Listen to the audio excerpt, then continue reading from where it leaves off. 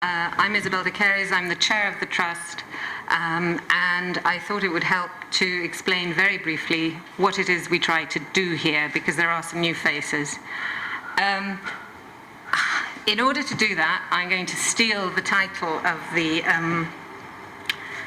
first presentation, which is Guyana Meets Liza. And I think I can best explain the role of the Trust by saying that Guyana meeting Liza is not Guyana meeting Liza across an empty room and eyes locking. Guyana has met many others in the past. Some in the room may remember gold. There was rice.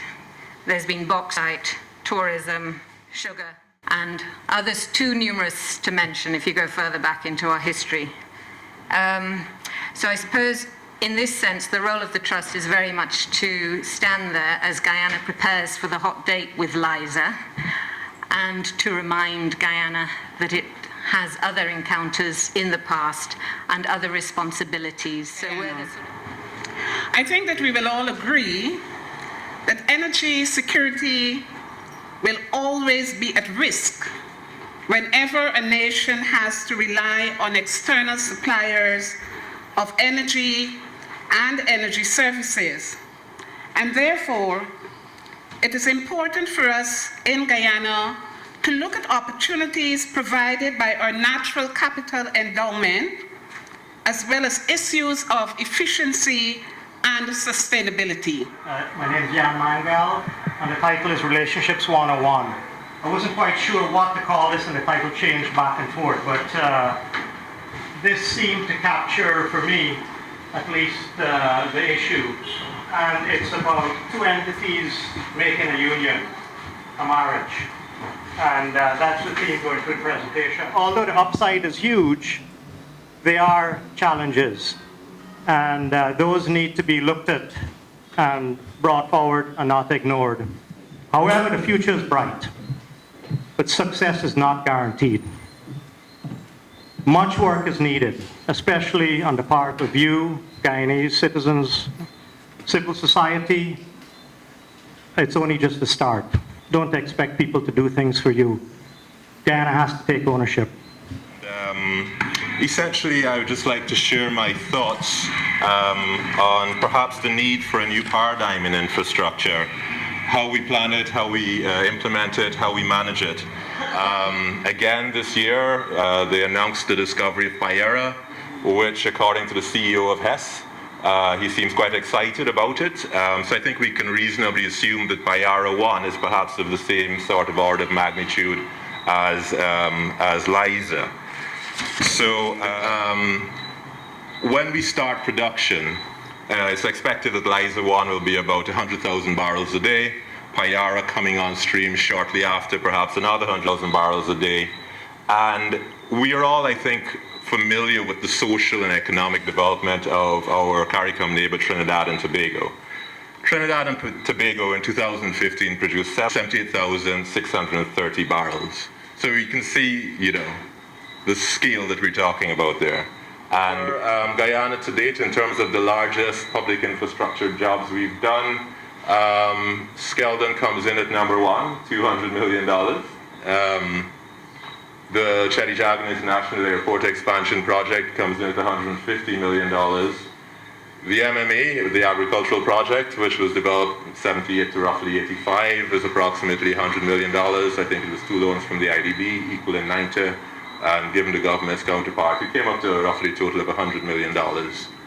And in terms of our largest road project, that's the ongoing West Coast Demerara at $44 million.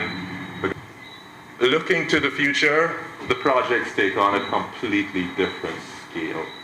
The Linden-Lethem Road, for instance, is estimated at in excess of $350 million.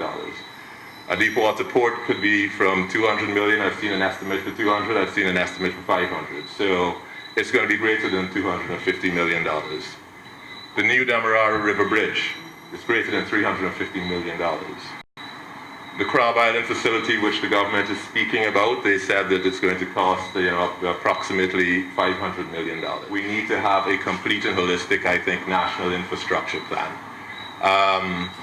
This needs to be, of course, looking into the future 15, 20 years, forward-looking.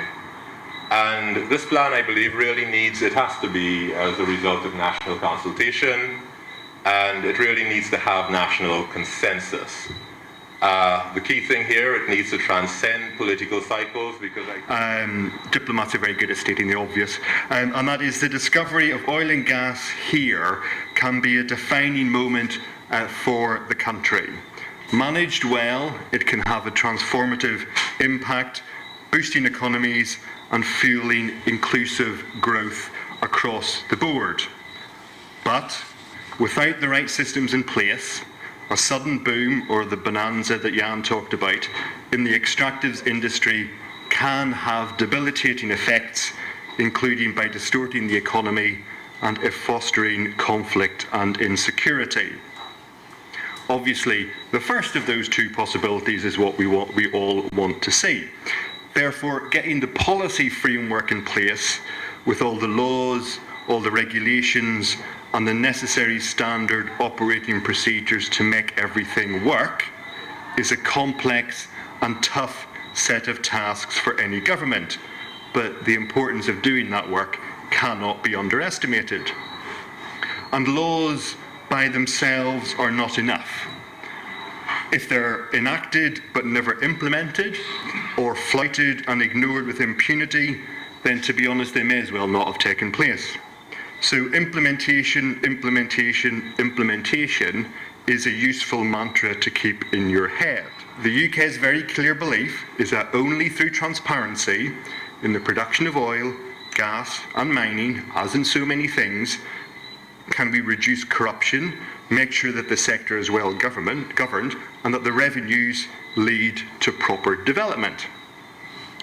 But whilst transparency helps, it's not much use without a well-informed civil society, which is a key support to the greater accountability for policy decision, contract awards, and the use to which all revenues are put. Civil society is there to ask the difficult questions, such as who is making policy? Who are they consulting when doing so? Is the government of the day openly tendering oil and developmental contracts?